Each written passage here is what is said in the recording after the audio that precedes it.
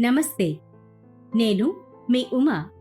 రచయిత్రి అమృత సేకరించి పంపిన సుందరకాండలో కాకాసురుడు అనే కథని వినడానికి సిద్ధంగా ఉన్నారా?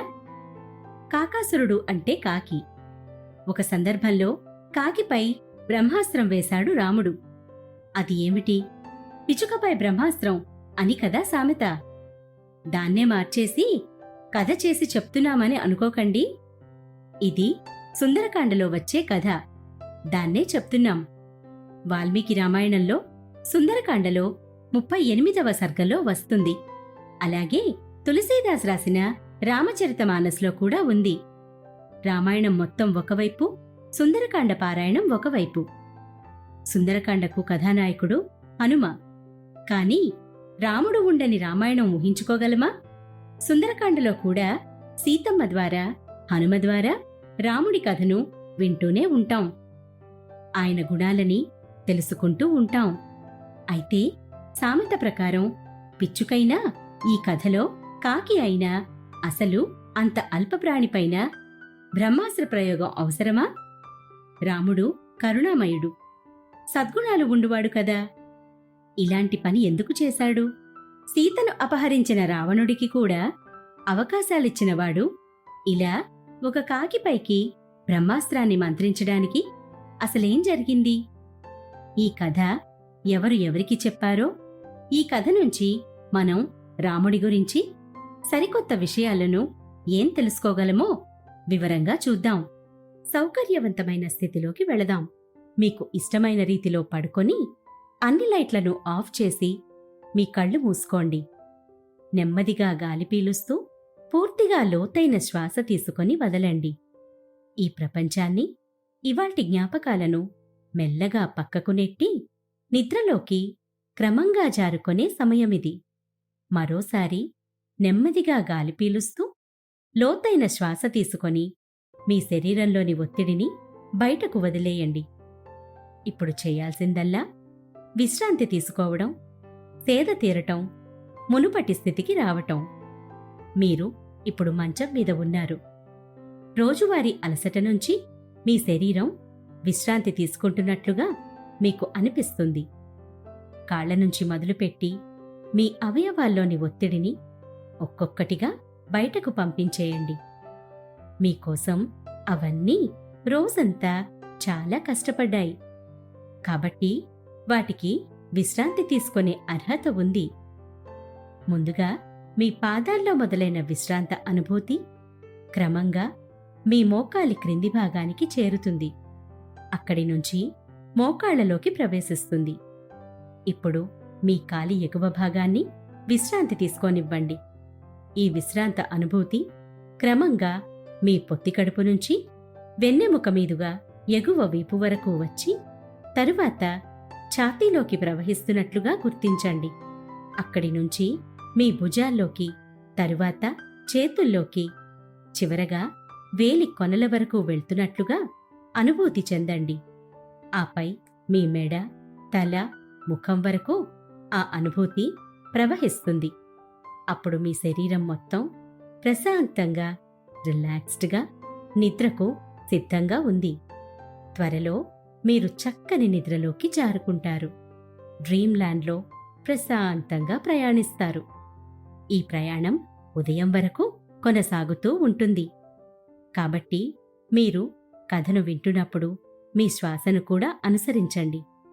అద్భుతమైన నిద్రానుభవం కోసం మీ శరీరం మొత్తానికి విశ్రాంతినిస్తూ స్థిరంగా ఉండండి. రామతత్వం అర్థం చేసుకోవడానికి కావలసింది ప్రశాంతమైన మనసు. ఆలోచనలను పక్కన పెట్టి రాముడి మీదకు ధ్యాసను మళ్లించండి. సుందరమైన సుందరకాండలో 38వ సర్గలో కాకాసురుడి కథ ఉంది. అయితే మొదటి 37 సర్గాల్లో ఉన్నది అక్కడక్కడైనా తెలుసుకోవాలి కదా. అసలు కాకి కథ వినే ముందు హనుమ అసలు ఏ పరిస్థితిలో సీతమ్మని కలుసుకున్నాడో, ఆయన ఎందుకు సీతమ్మని తన వెంట వచ్చేయమన్నాడో మనం అర్థం చేసుకోవాలి. తనతో రమ్మన్నప్పుడు సీత ఎందుకు నిరాకరించి రాముడి శరణాగతి లక్షణాన్ని వివరించడానికి కాకిపై బ్రహ్మాస్త్రం గురించి చెప్పిందో మనం తెలుసుకోవాలి. అందుకని మనం హనుమతో లంకా నగరానికి వెళ్ళాలి. సీతమ్మని వెతకాలి. అది ఒక నిండు పౌర్ణమి రాత్రి.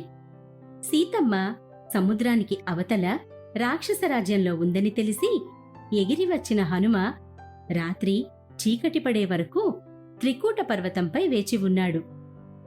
ఆయనకి ఎంత బలం ఉన్నా అక్కడ సీతమ్మ ఉందో లేదో నిర్ధారణ చేసుకోవడం, ఆవిడ క్షేమ సమాచారాలు తెలుసుకోవడం ఆయన ఉద్దేశం. త్రికూట పర్వతంపై నుంచి చూస్తుండగా సముద్రంలో ఉన్న నీళ్లు కూడా బంగారంతో మెరుస్తున్నట్లు అనిపించింది. ఓహో, అది బంగారు రావణలంక నీడ. దేవేంద్రుడి స్వర్గం కన్నా ఎంతో ఆకర్షణీయంగా ఉంది. 100 యోజనములు ఎగిరివచ్చిన అలసట తెలియలేదు.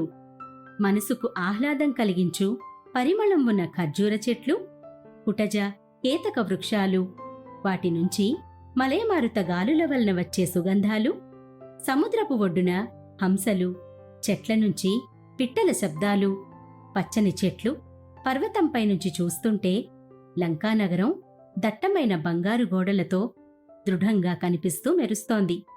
విశ్వకర్మ చేత నిర్మించిన బంగారు రాసులతో నిండిన కుబేరరాజ్యం ఇప్పుడు రావణుడి వశం అయ్యింది. ఒక్కసారి ఆ బంగారు రాజ్యానికి వానరులు ఎలా రాగలరు? రాముడు ఎలా వస్తాడో అన్న సందేహం వచ్చింది హనుమకు. అసలు సీతమ్మ ఇక్కడ ఉందో లేదో, ఉన్నా ఏ పరిస్థితుల్లో ఉందో అని తన కార్యం మీద దృష్టి పెట్టి సూక్ష్మ శరీరం దాల్చి లంకలోకి ప్రవేశించి చంద్రుడి నీడలో బంగారు నగర కాంతిలో వెతుకుదాం అనుకున్నాడు హనుమ. లంకలోకి ప్రవేశించబోతున్నప్పుడు లంకిణి అనే రాక్షసి అడ్డుకుంది. అడ్డులెమ్మన్నాడు హనుమ. నేను లంకానగరానికి కాపలా ఉన్న లంకిణిని, నువ్వెవరివి అంటూ అడ్డుకున్న లంకిణిని ఒక్క గుద్దు గుద్దేసరికి నేలపైకి పడింది ఆ నిశాచరి. బ్రహ్మ శాప విముక్తి ఒక వానరుడి వల్ల జరుగుతుందనే మాట నెరవేరింది. ఇక నీవు వచ్చిన కార్యం సఫలమవుగాక. నీతోనే లంకకు నాశనం మొదలవుతుంది. నీ కార్యం సిద్ధిస్తుంది అంటూ శాప విమోచనం కలిగి బ్రహ్మలోకానికి వెళ్లిపోయిందా అప్సరస. వజ్రఖచిత దర్వాజాలు, మణిమాణిక్యాలు పొదిగిన కిటికీలు, గృహాలు మా భోగములు చూడమంటూ ఆహ్వానించాయి. రకరకాల ఆకారాల మీద శుభప్రదమైన స్వస్తిక్ గుర్తులు ఉన్నాయి. ఎంతైనా ఇది యక్షరాజు కుబేరుడు పాలించిన రాజ్యం కదా. సంపద నలువైపులా నిండి ఉంది. రాక్షసులు నిండి ఉన్న లంకారాజ్యంలో వారి విలాసాలు కనిపిస్తున్నాయి. కాని సీతమ్మ జాడ తెలియట్లేదు. అసలు ఆవిడ ఎలా ఉంటుంది, ఎక్కడ ఉంది అంటూ తనను తాను ప్రశ్నించుకుంటూ ఒక్కో గది వెతుకుతున్నాడు. రావణుడు చెరపట్టిన స్త్రీల మధ్య ఏడుస్తూ ఉంటుందా? బంగారు పాన్పుపై ఒక్కతే ఆలోచిస్తూ ఉంటుందా? ఇదిగో రావణ మందిరంలో తాగి తూగుతున్న ఆడవారి మధ్య ప్రశాంతంగా మనోహరంగా ఉంది. కాదు, ఆవిడ రావణుడి పట్టపురాణి మండోదరి. సీతమ్మ అంత ప్రశాంతంగా, ఇంత సౌకర్యంగా, అంత ఘనమైన అలంకారాలతో అంత నిండుగా ఉండగలదా అనుకొని ఇంకాస్త ముందుకు వెళ్ళాడు. దేవతామూర్తులను ప్రతిష్ఠించి నిరంతరం దేవాధ్యానంలో ఉంటుందా? కాదు, ఆవిడ రాక్షసోత్తముడు విభీషణుడి ఇల్లాలు సరమ. రామయ్య వర్ణించిన సీతమ్మకి రాముడి ధ్యాస ఉండాలి కాని ఇలా పరదేవతా భక్తి ఉండకపోవచ్చు అనుకున్నాడు. ఇక మిగతా ఆడవారు రాక్షస గుణాలతో, హింసించు లక్షణాలతో కనబడ్డారు. మరి సీతమ్మ ఎలా ఉంటుంది? విజయం చేకూరుతుంది అని ఆశీర్వదించిన లంకిణి మాట నిజమైతే సీతమ్మ ఇక్కడే ఎక్కడో ఉండి ఉంటుంది అనుకున్నాడు హనుమ. ఎక్కడ చూసినా సంపదలు.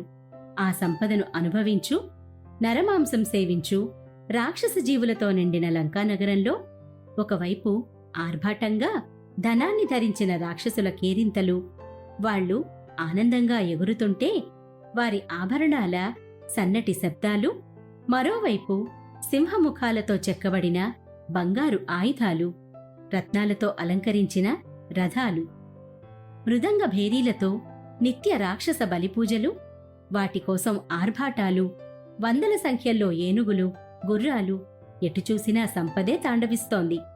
వాటి మధ్య తెల్లటి స్వచ్ఛమైన నీటి కొలనులు, వాటిలో రంగురంగుల తామర పువ్వులు. ఇంకోవైపు పర్వతాల ఆకారాల్లో రత్న ఖచిత బంగారు పుష్పక విమానాలు. వాటినుంచే సంపద పుడుతుందా అన్నట్లుగా ఆకర్షించే మెరుపులు. ఈ మెరుపులు చూడటానికా నేను వచ్చినది? నా తల్లి సీత జాడేలేదే. తల్లీ, నా వలన అపరాధం జరిగి ఉంటే మన్నించు. కంటిని ఆకర్షించే ఈ కాంతుల మధ్యంతో శరీరాలు మర్చిపోయి పడి ఉన్న ఆడవారి మధ్య కూడా నిన్ను వెతుకుతున్నాను. నా అజ్ఞానాన్ని పెద్ద మనసుతో క్షమించు. నీ దర్శన భాగ్యాన్ని నాకు ఇవ్వు అని సీతమ్మని వేడుకొని ఆ తల్లిని కనిపించేలా చెయ్యమని సప్త ఋషులను, బ్రహ్మాది దేవతలను, తన తండ్రి వాయుడను, సూర్యచంద్రులను, రాముడిని తలుచుకున్నాడు హనుమ. ఇక మిగిలి ఉన్న అశోకవాటికను వెతుకుదామని బయలుదేరి వెళ్లగా అక్కడ ఉన్న చంపక, ఉద్దాలక, మామిడి వృక్షాలు కనిపించాయి. గుంపులుగా పాడుతున్నట్లుగా ఈలలు వేసే పక్షులు, నాట్యవాడే నెమళ్ళు కనిపించి వినిపించాయి. రంగుల ఆకులతో నిండిన వనములో కొలనులో రాజహంసల మధ్య సూర్యకాంతిలా వెలుగును చూసి అది మెరుస్తున్న మేరుపర్వత కాంతి అనుకొని ఆ వనం మధ్యలో ఉన్న సింసుపా వృక్షంపైకి ఎక్కి ఇంత అందమైన ప్రకృతిని ఆస్వాదించడానికి నా తల్లి ఖచ్చితంగా ఇక్కడికి రావచ్చు, ఆడది దేవతాగుణమని ఆగిన హనుమకు అదే చెట్టుకు మరోవైపు రాక్షసి గుంపు మధ్యలో ఒక నీరసించిపోయిన ఆకారం కనిపించింది. ఆ ముఖం చంద్రకాంతి అంత స్వచ్ఛంగా కనిపించింది. ఆ ఆకారం నుంచి దివ్యమైన క్షీణించే వెలుగు ప్రజ్వలించింది. ఆ రాక్షసి గుంపు దారి ఇవ్వగా నల్లటి మబ్బుల నుంచి ప్రకాశించే సూర్య తేజస్సుతో రగిలిపోతూ కనిపించింది. ఒక పసుపు పచ్చని చీర కట్టుకొని ఉంది కాని అది మట్టిపట్టి వీలులేనంత అశుభ్రంగా ఉంది. సంపద వెళ్లి విరుస్తున్న ఆడరాక్షసుల మధ్య అలంకారం లేని సాధారణ శరీరంతో ఉంది. ముఖంలో చిరునవ్వు దూరమై గ్రహణం పట్టిన తేజో నక్షత్రంలా శోకంతో కమ్మి ఉన్న నిరాశతో కనిపిస్తోంది. ఆహారానికి దూరమై చిక్కిపోయిన శరీరంతో దీనంగా ఉన్నట్లు పరిశీలిస్తే తెలుస్తోంది.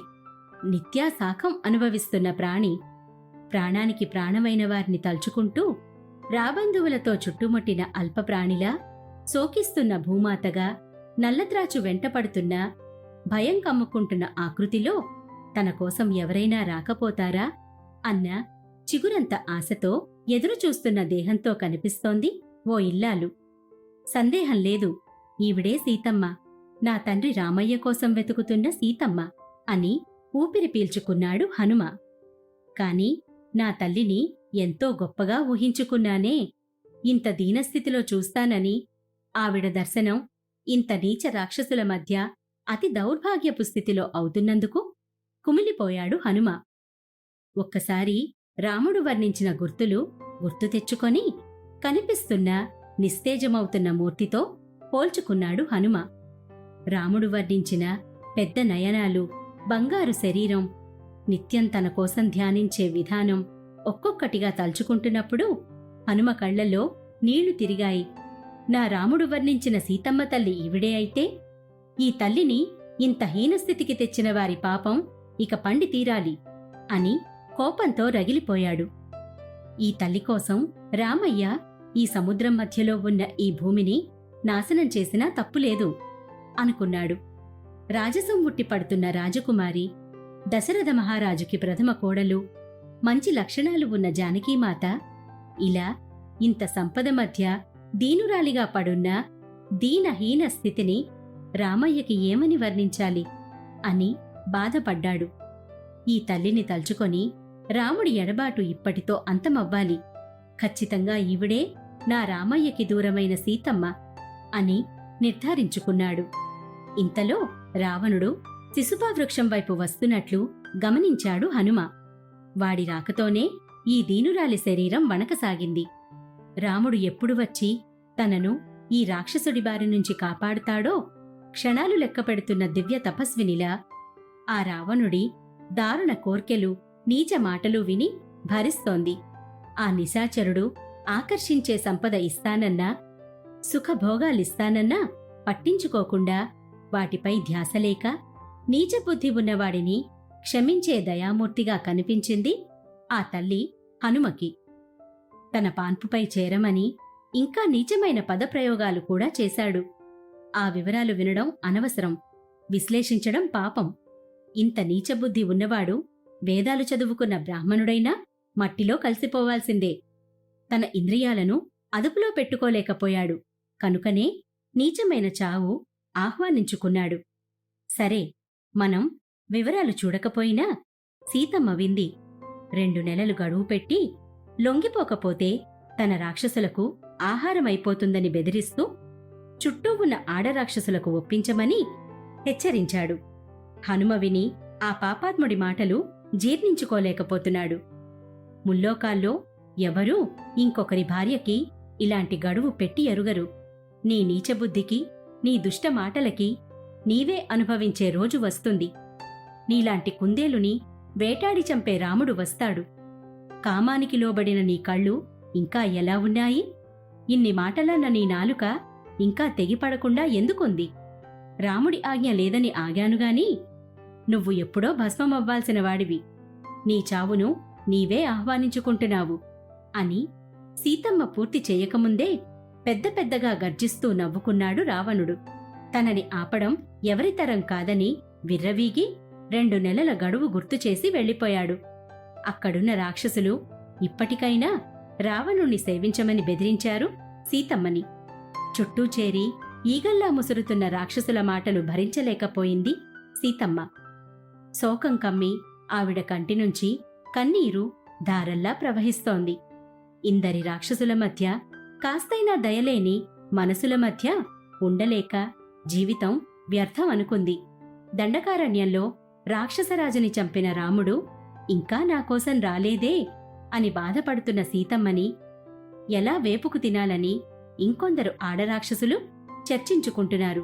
ఈలోగా త్రిజట అనే రాక్షసి కల వచ్చిందని, ఆ కలలో లంక నాశనమయ్యిందని, రావణుడి నీచమైన చావు చూశానని, ఖచ్చితంగా రాముడికి విజయం దక్కుతుందేమో అన్న సందేహం వ్యక్తం చేయడంతో సీతమ్మ ఊరడెళ్ళింది. అంతలో ఆవిడ ఎడమ కన్ను కొద్దిగా అదిరింది. అది శుభసూచకం అనుకుంది సీతమ్మ. ఇవన్నీ చాటుగా గమనిస్తున్న హనుమకు ఇంతమంది రాబంధువుల మధ్య సీతమ్మని ఎలా కలవాలో మాట్లాడాలో తెలియలేదు. ఈవిడే సీత అని తెలుసుకున్నాడు.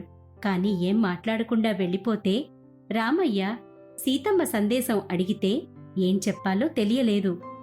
సంస్కృతంలో మాట్లాడితే రాక్షసులకు అర్థమవ్వదు కాబట్టి ఆవిడకర్థమయ్యేలా మాట్లాడనా? అలా చేస్తే సంస్కృతం వచ్చిన రావణుడే ఇలా వానరుడిలా వచ్చాడు అనుకోవచ్చు. పోనీ నేనే నేరుగా వెళ్ళనా? ఇప్పటికే భయంతో వణికిపోతున్న తల్లిని ఇంకా నా ఆకారం చూపించి భయపెడతానేమో. ఈలోగా నన్ను చూసిన రాక్షసులు ఈ అశోకవనాన్ని ప్రశాంతంగా ఉండనిస్తారా? ఇలా చేస్తే రామయ్య మెచ్చుకుంటాడా? కాని నేను అమ్మతో మాట్లాడేది ఎలా? నేను రాముడి బంటునని నమ్మించేది ఎలా అనుకుంటూ, పోనీ రామయ్యని పొగుడుతూ ఏమైనా చెప్తాను. అమ్మకి మాత్రమే వినిపించేలా రామయ్య ధ్యానం చేస్తాను. ఇక అంతా సీతారాముల దయ అంటూ రాజా దశరథో నామ రథకుంజర వాజిమాన్ పుణ్యశీలో మహాకీర్తి రుజురాసీన్ మహాయశాహ అని పాడాడు. అంటే దశరథ అనే రాజు పుణ్యాత్ముడు, మహాకీర్తివంతుడు, ఇక్ష్వాకు కులానికి మహనీయుడు, గుణాల్లో శ్రేష్టమైన చక్రవర్తి అంటూ దశరథ మహారాజుని పొగిడి సీతమ్మ వింటోందని నిర్ధారించుకొని, ఆయన పెద్ద కుమారుడు రాముడు పితృవాక్య పరిపాలన చేయువాడు. తండ్రి మాట కోసం తమ్ముడితో ధర్మపత్నితో దండకారణ్యానికి వచ్చి రాక్షసులను హతమార్చాడు. ఆయన తమ్ముడితో లేని సమయంలో తన భార్యను ఒక రాక్షసుడు అపహరించెను. ఆ శిరోమణిని వెతుకుతూ వానరరాజైన సుగ్రీవుడితో కలిసి తన అనుచరుడైన హనుమను ఇక్కడికి పంపాడు అని చెప్పి తాను వచ్చిన విషయాన్ని, రాముడు పంపాడన్న విషయాన్ని చెప్పాడు. రాముడిని పొగుడుతూ వచ్చిన ఈ వాక్యాలు ఎక్కడ్నించి వస్తున్నాయోనని సీతమ్మ చూసింది. చెట్టు కొమ్మల చాటున వానరం కనిపించింది. అతని కళ్ళు భక్తితో వెలిగిపోతున్నాయి. ముఖంలో చిన్నపిల్లలకున్న అమాయకత్వం కనిపిస్తోంది. చక్కని మృదువైన భాషను మాట్లాడుతోంది. కాని వికృతమైన దవడ ఉన్నవాడిలా ఉన్నది ఎవడో కాని ఇది కూడా అదురుతున్న నా ఎడమ కంటిలాగా శుభసూచకం కావాలని కోరుకుంటూ రామనామం జపించింది సీతమ్మ. ఓ వానరా, నీవెవరవు? రామలక్ష్మణుల గురించి నీకు తెలిసిన వివరాలు చెప్పు అంటూ కన్నీరు తుడుచుకొని అడిగింది సీతమ్మ. తల్లి, ఇద్దరూ సుమధుర భాషకులు, వినయ విధేయతలు ఉన్న యువరాజులు. రాముడి కనులు కమల పువ్వులు. నా గురువు సూర్యుడంతా తేజస్సు ఉన్నవాడు.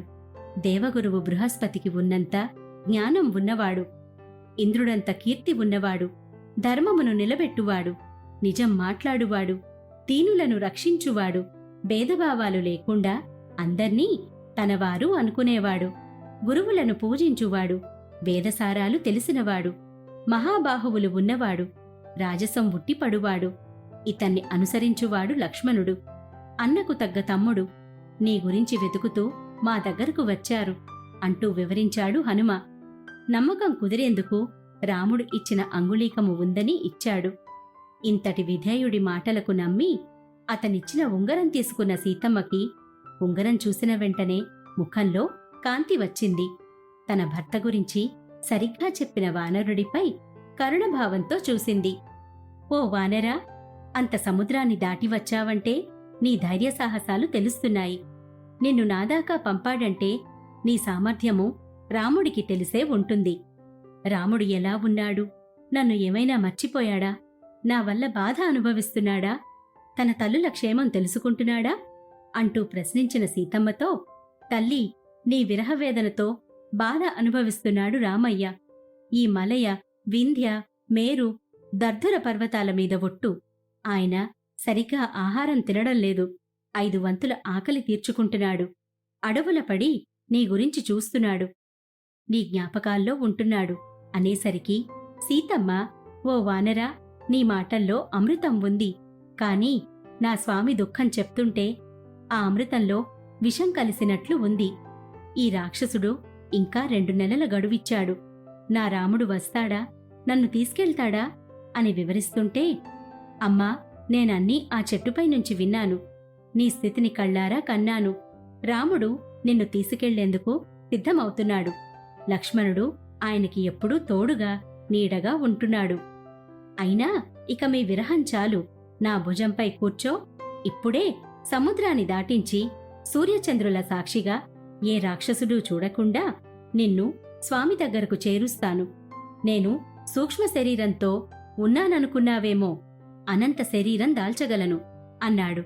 అప్పుడు సీతమ్మ, ఓ మహాకపి, నీ బలం, సామర్థ్యం అర్థమయింది. ఓ ఉత్తమ, నన్ను తీసుకెళ్తే నీ వేగానికి నేను సముద్రంలో పడిపోవచ్చు. రాక్షసులు చూసి నీ వెంట పడవచ్చు. నన్ను ఏమైనా చెయ్యొచ్చు. మళ్లీ దాచవచ్చు. అయినా రాముడు సిద్ధమవుతున్నాడన్నావు కదా, ఆయన్నే రానివ్వు. ఈ రాక్షసులను అంతం చేయనివ్వు. ఆ అన్నదమ్ముల బాణావర్షానికి శత్రువులు ఎదురు నిలువలేరు. నాలాంటి ఎందరో బందీలకు విముక్తి చేకూరనివ్వు అనడంతో హనుమ శాంతించాడు.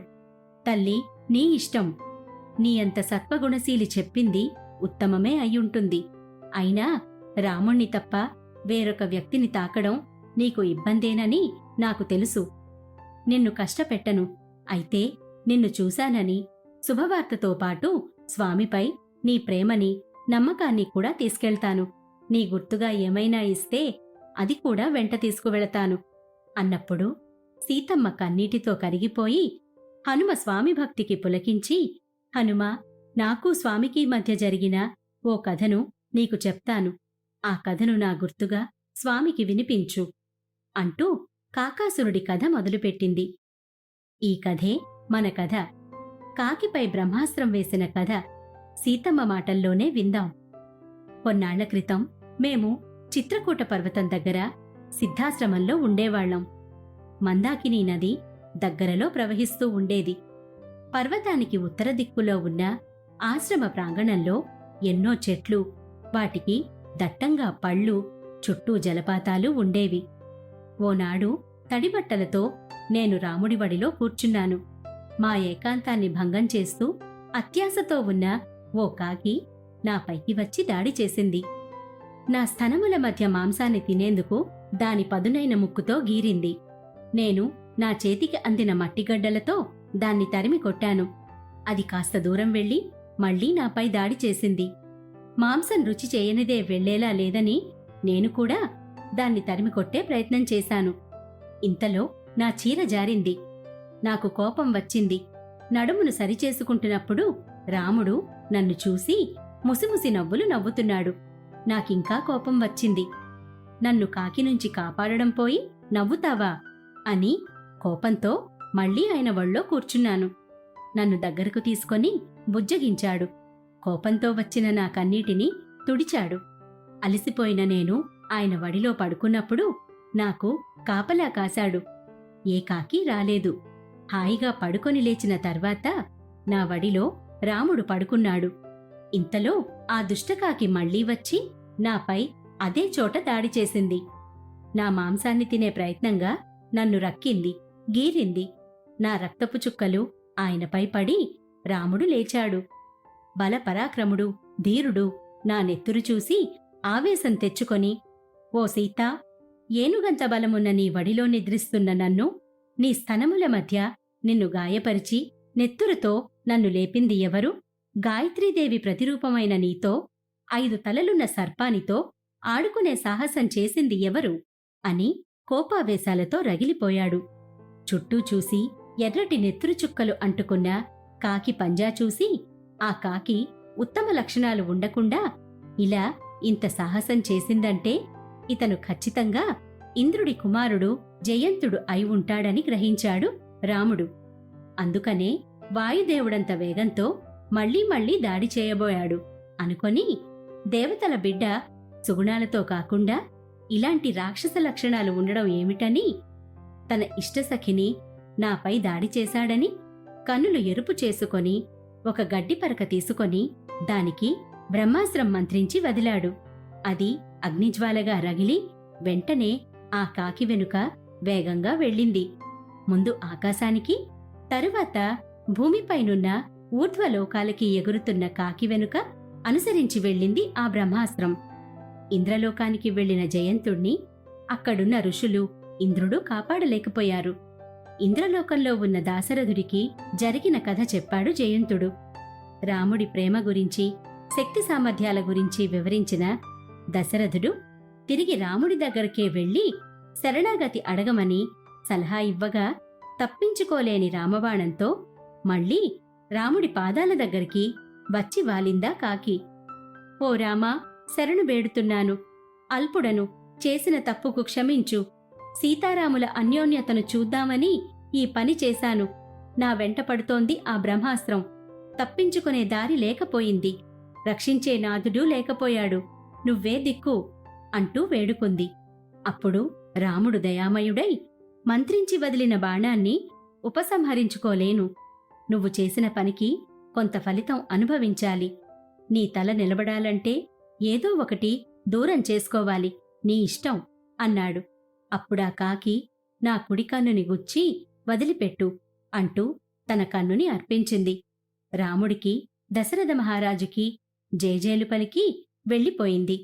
నన్ను నేను కాపాడుకోగలిగినప్పుడు నవ్వుతూ ఉన్న రాముడు తాను నా వడిలో నిద్రిస్తున్నప్పుడు నేను కాపాడుకోలేని పరిస్థితిలో ఉన్నందున నా నెత్తురు చిందుతుంటే తట్టుకోలేకపోయాడు అని ఆ సంఘటన గుర్తు తెచ్చుకొని కుమిలిపోయింది. ఈ కథ వివరించి అప్పుడు ఒక్క నిమిషమైనా ఆపేక్షించనివాడు ఇప్పుడు ఇన్నాళ్లు ఎందుకు తీసుకున్నాడో అడుగు హనుమా. నన్ను కాపాడే నాథుడు లేక ఇప్పుడు అనాథగా ఒక రాక్షస రాజ్యంలో ఉంటే నాకోసం ఇన్నాళ్లైనా ఎందుకు రాలేదని అడుగు. నాకు తెలుసు, రాముడు ధర్మానికి కట్టుబానిస, ఉత్తముడు, ధీరుడు, అన్ని విధాలుగా యోగ్యుడు, దయాశీలుడు, అస్త్రశస్త్ర ప్రయోగాల్లో దిట్ట, నిజం వైపు, న్యాయం వైపు నిలబడేవాడు, రాక్షసులైనా గంధర్వులైనా భయపడే వీరాధి వీరుడు. మరి అలాంటివాడు ఇంకా ఎందుకు ఇంత ఆలస్యం చేశాడో, కనీసం తన ఆజ్ఞనిచ్చి లక్ష్మణుణ్ణైనా ఎందుకు పంపలేదో నాకోసం అడుగు అంటూ మళ్లీ కన్నీరు పెట్టుకున్న సీతమ్మతో, హనుమా, తల్లి, నువ్వెలా బాధపడుతున్నావో అలాంటి బాధే అనుభవిస్తున్నాడు రామయ్య. నీ జాడ తెలియక ఆగాడుగాని నువ్వు ఇక్కడున్నావని తెలిస్తే ఇంతవరకు ఆగేవాడా? ఇప్పుడు నీ వార్త తెలిసి ఆగుతాడా? కాకాసురుడు ఇంద్రుడి కొడుకైనా వదిలిపెట్టని రాముడు ఈ రాక్షసరాజ్యాన్ని వదులుతాడా? రాక్షస సామ్రాజ్యాన్ని ఒక్క బాణంతో నాశనం చేయగలడా? రాముడు ఇప్పుడు వానరసేనని కలుపుకున్నాడు. నిన్ను అపహరించింది ఎవ్వరైనా యుద్ధం చేయడానికి ధర్మబద్ధమైన ప్రణాళిక వేస్తున్నాడు. రామయ్య సామర్థ్యం గురించి నీకు తెలియంది కాదు. నిన్ను అపహరించి కష్టపెట్టడం కాకుండా మాటలతో కూడా హింస పెట్టేవాడికి కాలం చెల్లుతుంది. కాకాసురుడి కథ చెప్పి మీ మధ్య ఎంత ఆప్యాయత ఉందో చెప్పావు. అంతే ఆప్యాయతతో ఇప్పుడు నీలా విరహవేదనలో ఉన్న రామయ్య నీ బాధ విని తట్టుకోగలడా? కోపాన్ని అణుచుకోగలడా? నేను చెప్పేది విను.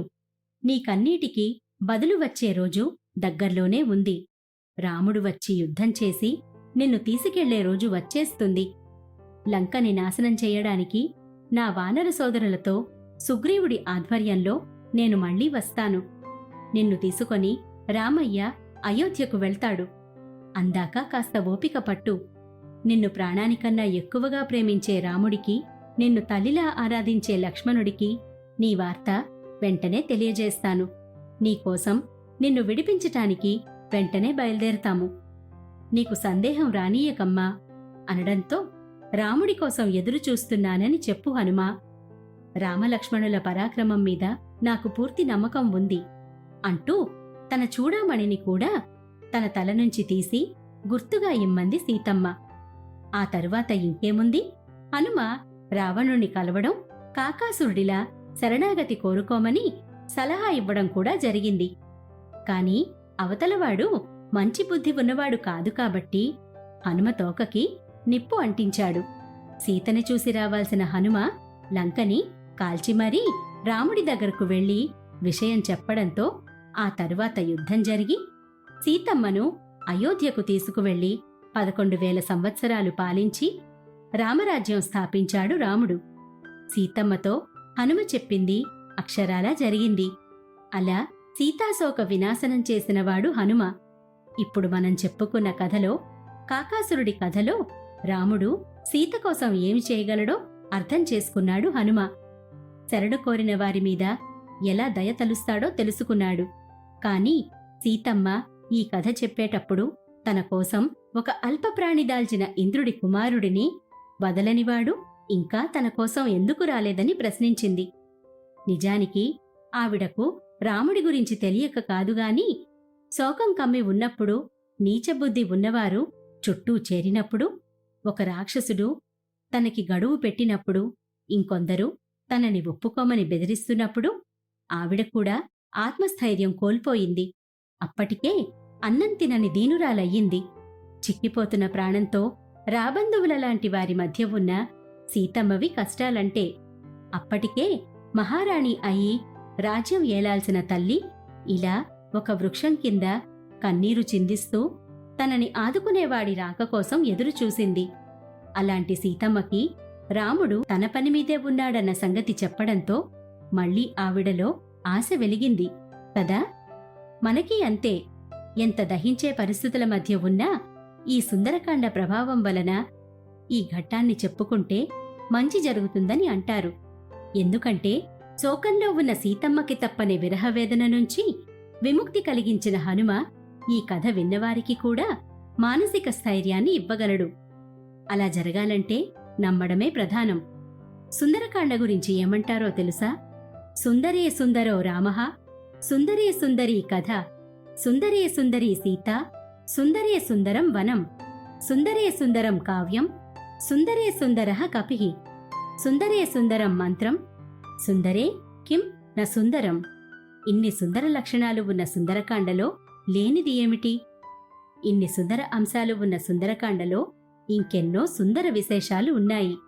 అసలు సుందరకాండ వింటే చాలు జీవితంలో ఆగిపోయామనుకున్న వారికి ముందుకెళ్లగలమన్న ధైర్యం వస్తుంది. కష్టాలలో కూరుకుపోయి ఉన్న మనసుకి ప్రశాంతత లభిస్తుంది. ఇక నా జీవితం ఇంతే, కష్టాలతో కన్నీళ్లతో ఉండాల్సిందే అనుకున్నవారికి చిరునవ్వు వచ్చే శుభవార్త, సుఖవార్త అయినా వినిపిస్తుంది. ఇక నష్టం జరగబోతుందని తెలిసి జీవితంపై నమ్మకం పోగొట్టుకున్న వారికైనా ఏదో మలుపు ఎదురయ్యి మళ్లీ లేవగలనన్న ఆత్మవిశ్వాసమైనా వస్తుంది. అందుకే సుందరకాండ అంత గొప్ప కాండ. ఇంకోసారి సుందరకాండలో ఇంకొన్ని సుందర ఘట్టాల గురించి మాట్లాడుకునే ప్రయత్నం చేద్దాం. మీకు ఈ కథ నచ్చిందని ఆశిస్తూ, సీతారామ హనుమల అనుగ్రహం కలగాలని కోరుకుంటూ శుభరాత్రి. ప్రశాంతంగా నిద్రపోయేందుకు నీంద్ యాప్లోకి అడుగుపెట్టండి. ఈ క్షణమే నీంద్ యాప్ను డౌన్లోడ్ చేసుకోండి. ఒత్తిడిని తగ్గించి ప్రశాంతమైన నిద్రలోకి మిమ్మల్ని తీసుకెళ్లే చక్కని కథలు, ధ్యాన పద్ధతులు, ఆహ్లాదకర సంగీతాన్ని మీరు నీంద్ యాప్లో మాత్రమే వినండి. ఇవే కాకుండా పలు రకాల స్లీప్ ప్రోడక్ట్స్ అయిన sleep gummies, milk mix, sleep tea bags గురించిన సమాచారం తెలుసుకోవచ్చు. ఈ ప్రోడక్ట్స్కి మీరు బానిస అయ్యే అవకాశమే లేదు. వీటిని వాడడం వల్ల మీకు ఎటువంటి సైడ్ ఎఫెక్ట్స్ కూడా ఉండవు. సంపూర్ణంగా నిద్రపోయేందుకు ఇవి సహకరిస్తాయి. మీ నిద్రానుభవాన్ని మరింత మెరుగుపరుస్తాయి.